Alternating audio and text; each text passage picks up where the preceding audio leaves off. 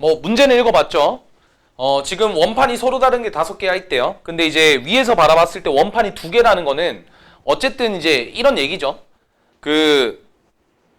지금 딱 저 그림이죠. 그렇죠? 저 그림을 위에서 바라보면 맨 위에 있는 원판 색깔이랑 맨 밑에 있는 원판 색깔이랑 눈에 보이겠죠. 맞죠?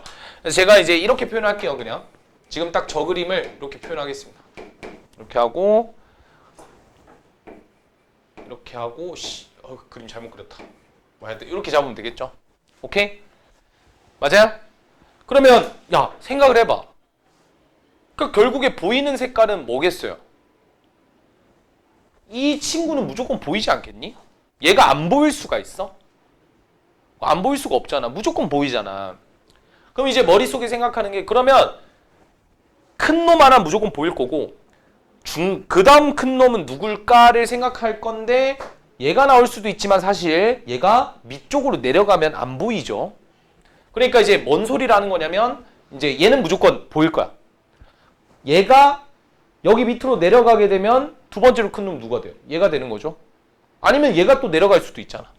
그러니까 그렇게 내려갔을 때 뭔가 색깔 교체가 일어날 수도 있겠다. 그럼 이제 우리가 여기서 고려를 해야 될 것은 어떤 걸 이제 기준으로 잡으면 되겠죠? 케이스를.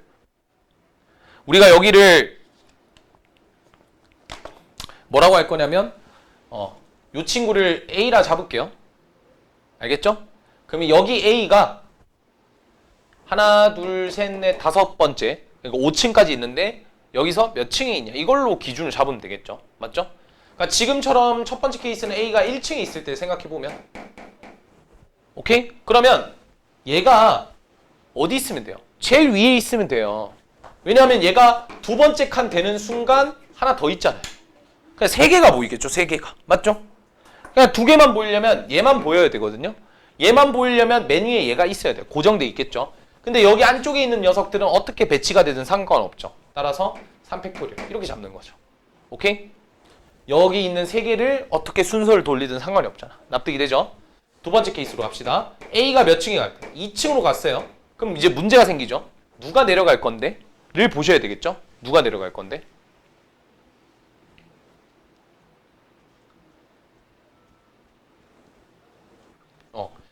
A가 2층으로 갔어요. 그러면 이제 얘가 2층으로 갔고 위에는 요게 있죠. 위. 요 4개 중에서. 맞죠? 그러면 어쨌든 얘가 내려갈 수도 있고 얘가 내려갈 수도 있죠. 얘가 내려갈 수도 있고 누가 내려가죠?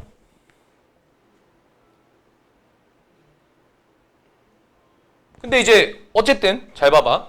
A가 2층에 내려가게 되면 하나가 이제 1층에 가야 되는 녀석이 4개 중에 하나겠죠. 그럼 4개 중에 하나를 뽑아요. 오케이? 4개 중에 하나를 뽑아요. 그럼 내가 제일 작은 놈을 뽑았다고 쳐볼게요. 이렇게 되겠죠? 그쵸? 요거랑 요거. 그러면 이제 여기 남아있는 3개가 누가 제일 커요? 얘가 제일 크잖아요. 그럼 얘네들끼리 순서 바꿔도 상관없죠. 그래서 몇 팩? 2팩을 돌려야 되겠죠? 근데 이걸로 다 계산할 수 있느냐인데 내가 이번에는 요걸 꺼내볼게요. 얘를 내렸어요. 요거는 이 4C 안에 있겠죠? 4개 중에 하나, 이 4개 중에 하나를 뽑아서 밑으로 내려보낸 거니까 얘도 있겠죠? 얘를 내려보냈을 때 얘를 내려보낸 거예요. 그러면 여기 3개 있겠죠? 그럼 그 중에서 가장 큰 놈이 얘니까 정해져 있고 여기 두 놈은 순서 바꿔도 되니까 여전히 2팩이죠.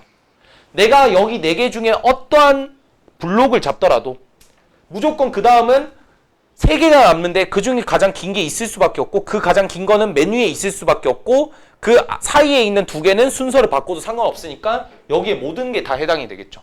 따라서 2층에 있을 때는 8가지겠죠. 이런 식으로 잡으면 되겠죠. 오케이? A가 만약에 3층에 간다면 자 A는 몇 층까지밖에 못 가죠? 4층까지밖에 못 가요. 왜냐면 5층이 되는 순간 제일 꼭대기 있으면 얘밖에 안 보일 거 아니야. 그지? 그래서 A가 3층에 있을 때는 누굴 내려보내야 되죠? 4개 중에서 2개를 내려보내야 되겠죠? 맞죠?